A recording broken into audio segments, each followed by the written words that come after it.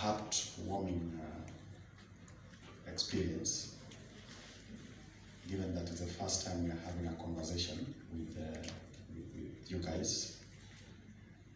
Now, first of all, receive greetings from my CS, Professor Kennedy, who should have been with us here, but of course, because of the nature of the work we do, other people dictate our programs, so he's had to attend to something else at the coast. Now, for the NGO body, it's interesting because looking at their mission, and a number of things come to mind. One is to be able to regulate, to build capacity, but also to give policy advice to those within the PBO sector. And I'm certain that what we are doing today, and of course the rest of the week, speaks to that mission. So, ladies and gentlemen, I'm genuinely delighted to address this distinguished gathering, and it's such an honor to preside over the launch of the NGO Week 2023, and at the same time also the launch of the report of the NGO sector report for the year 2021-2022. It's the first time that I'm gracing this occasion, and the impression by the attendance is that we have a passionate and active stakeholders who have immensely contributed to the vibrancy of the sector within the country. NGOs have long been recognized as crucial actors in driving sustainable development, tirelessly working at the forefront to address pressing societal challenges. They embody the spirit of compassion, dedication, and innovation, standing on the front lines of change to empower communities and shape a brighter future for all of us. And listening to a few of the presentations by some of our colleagues is just testament to all this. We acknowledge the important role you play in empowering the wheels of progress. We appreciate you as catalysts for change, advocating for social justice, championing human rights, and uplifting the most marginalized amongst us. Today, we celebrate and recognize your invaluable contributions to the positive change in our country. In this rapidly changing world, sustainable development has become an urgent necessity. We face the complex global challenges such as poverty, inequality, and conflict, which require innovativeness and also the need to be comprehensive with the solutions that we offer. But as you are all aware, we cannot address challenges without nurturing our interdependence as partners. The government on one hand, and yourselves on the other hand.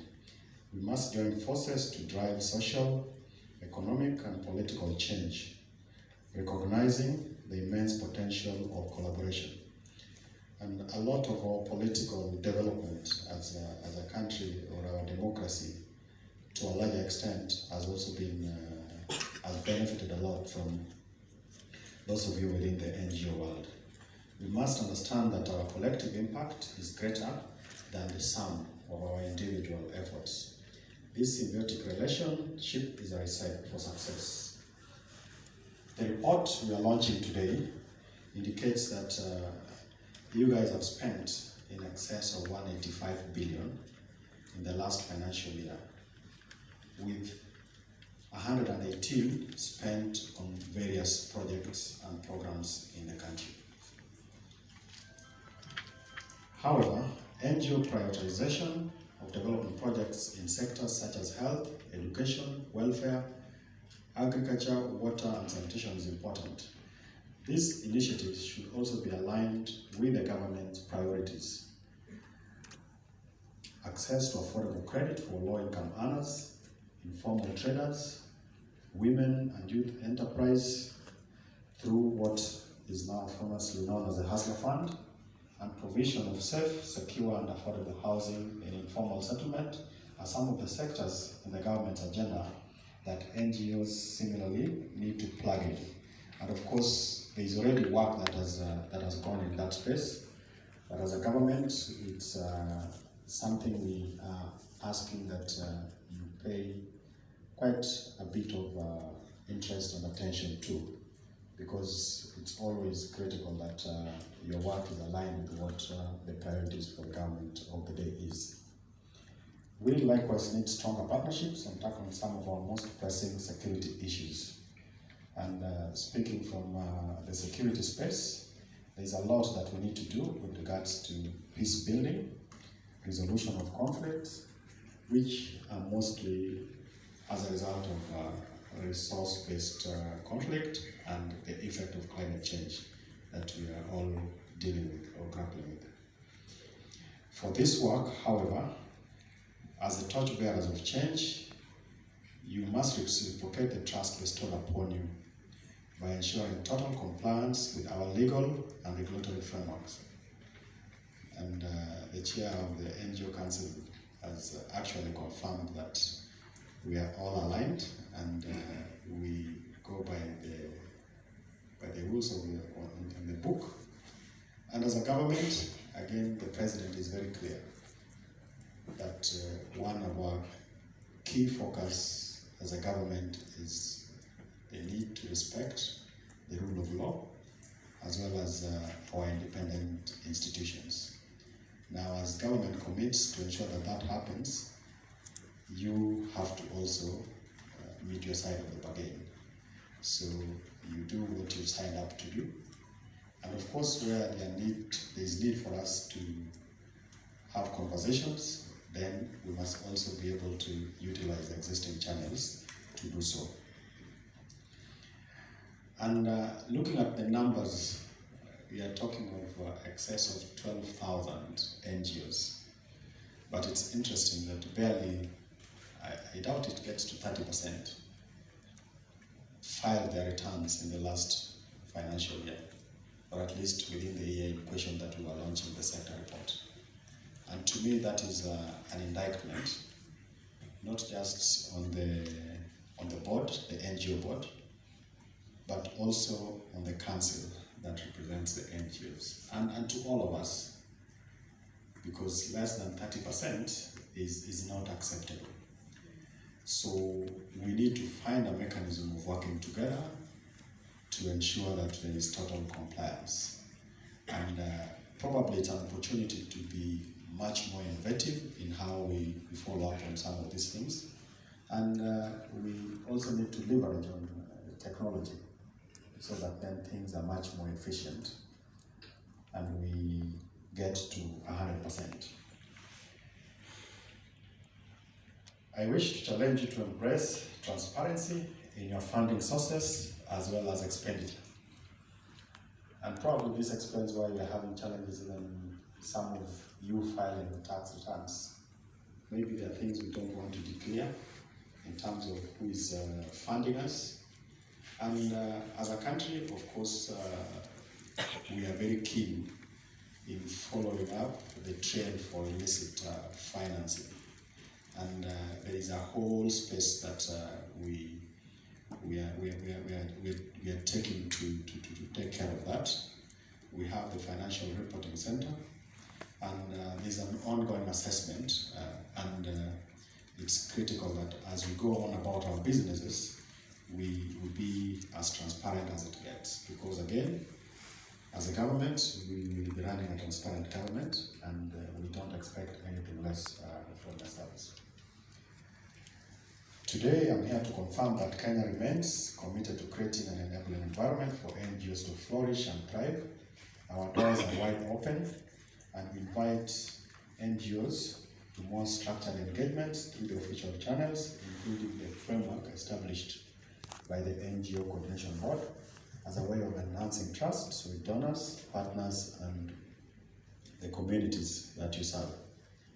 It is also my hope that we can see more of your presence decentralized from Nairobi and major urban centers to all the 47 counties across the country. We already have a wide network of national government administration officers, and I encourage you to utilize the administrators' influence so that we can directly benefit grassroots communities by addressing their specific needs. Within the ministry, we have our structures all the way to the villages. And I would want to urge that as we look at spreading across the country, we take advantage of this existing government infrastructure, which is responsible for coordination of government programs and activities across the country, so that your impact becomes much bigger than it is today. The ministry is genuinely determined to streamline this ecosystem of partnership and collaboration towards ensuring institutional accountability, transparency, and legitimacy. And before I end, there is a conversation that we've had, at least from the time I came into office, and there is a commitment that the government has made with regards to operationalization of the PBO Act. The challenge is on all of us to ensure that we close that gap as fast as possible. I'm a bit ambitious that we should get this sorted by the end of the year.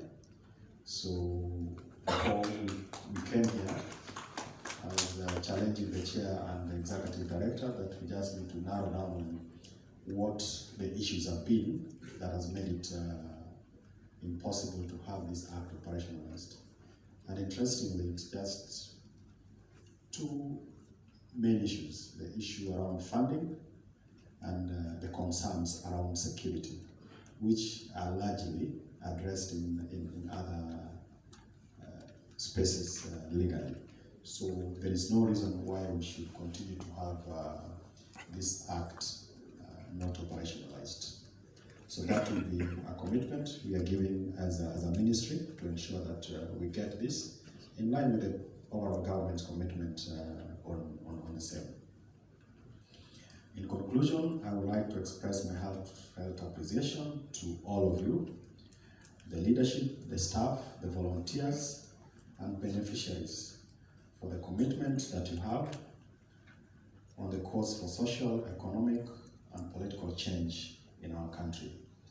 Let's seize this opportunity to learn from each other, to forge new partnerships, and to inspire a more just, equitable, and sustainable future for all. Thank you.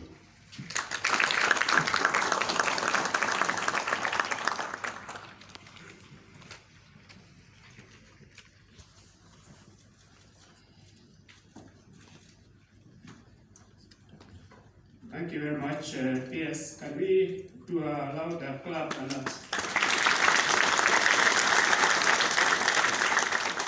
that was excellent. The commitment of government to continue supporting the sector is very encouraging to us. You know, we have a tradition of giving a few minutes for our guests of honor to respond to one or two burning issues from the audience, and I want to retain that good tradition. So the PS has agreed to take one or two questions or comments, but it must really be burning and very important so that it benefits everybody, not a personal loan and request or something like that. Okay, so we'll take one or two. Just put up your hand, you say which organization. Wow, congratulations, Bonus PS. Also, we congratulate the government for taking this initiative of the NGO Week. We appreciate that the NGO Week was the NGO Council, not NGO Board's week. It ought to have been our week. But due to our weak and poor mechanism, due to our continued, I'm saying continued, Mr. PS, because I don't trust how you are now going to give your position now, that when we are saying about self-regulatory framework, NGOs has got a self-regulatory framework. NGOs are supposed to be gazetted by you, Bona PS, or you, Bona CS. But when NGOs are being gazetted by my own self, Daddy, oh, surely we have lost. The other challenge you are having now in the NGO sector is quite challenging. Right now we have got a faction plus faction plus a faction on a faction. Here we have a chairman who proposed now, who has been gazetted now. But even the rules of the game, if they are not yet even followed, surely, where are we headed to? Right now we've got 2 chairmen of the NGO council. We've got, one is at Devani, and that was by the rule of the court. The other one now went and conducted and gazetted. Here we are now, in a big quagmire.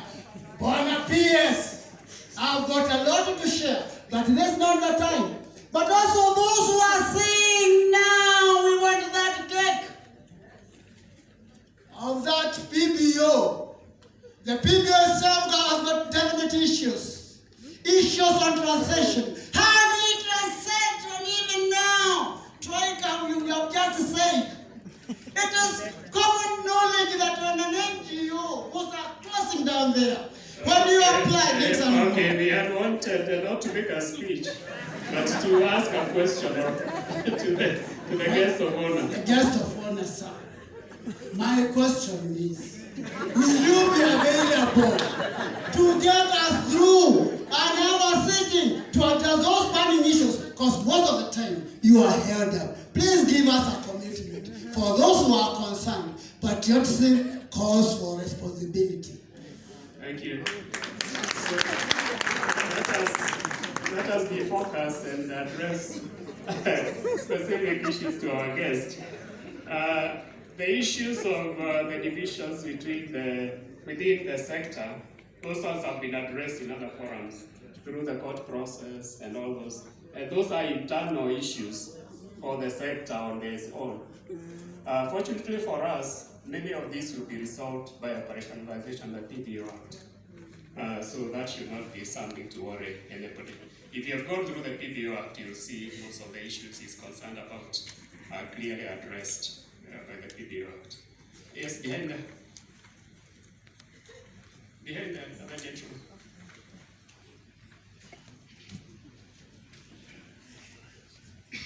Thank you so much, Bwana Waziri, and all the honorable members who are here. I'm called Lawrence Nyando from Radio Omini. I'm a member of the 4th Estate. And my question to the Bwana Waziri is that we have seen that the Kenyan government has really been trying to support the NGO.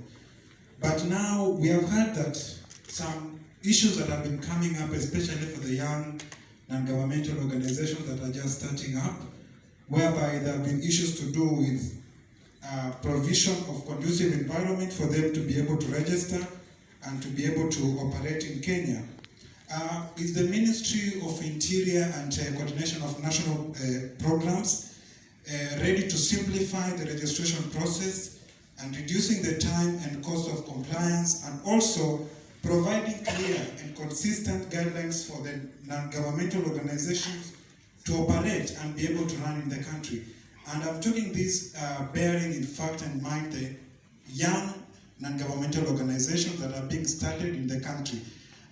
We know the big ones have already survived and they've already gotten roots in the country, but now what of these young ones? Can the government be able really to look on the issues of compliance, issues of time, and also the cost of registration so that they can be able to run in the country? Thank you so much. Okay, we take one last one from a lady. Let's take this one, lady. Take from that corner, one more. You know, the PS is very busy, so we don't want to infringe on his time. Thank you very much. My name is Dr. Patricia. I'm the Country Director for Core Africa, Kenya. My question is regarding volunteerism. As an organization, we deal with young youth who volunteer in various parts. We also have what we call exchange volunteers who come from different countries to exchange their volunteerism experience here. However, our immigration does not really have a good permit, what do I call it? For me to get a permit to allow an exchange volunteer to work here, what we have within the permit section is only like a work permit, but they're not coming here to work, they're coming to volunteer. So I was wondering whether you'd actually look into volunteerism in terms of, since these are volunteers who are coming to give, that we'd have regulations that are easier on us in terms of the fees, because it becomes very hard having to pay 200,000 for somebody who's coming to volunteer and they're not coming to work. Okay, one last one on that, from that side. The gentleman at the corner there.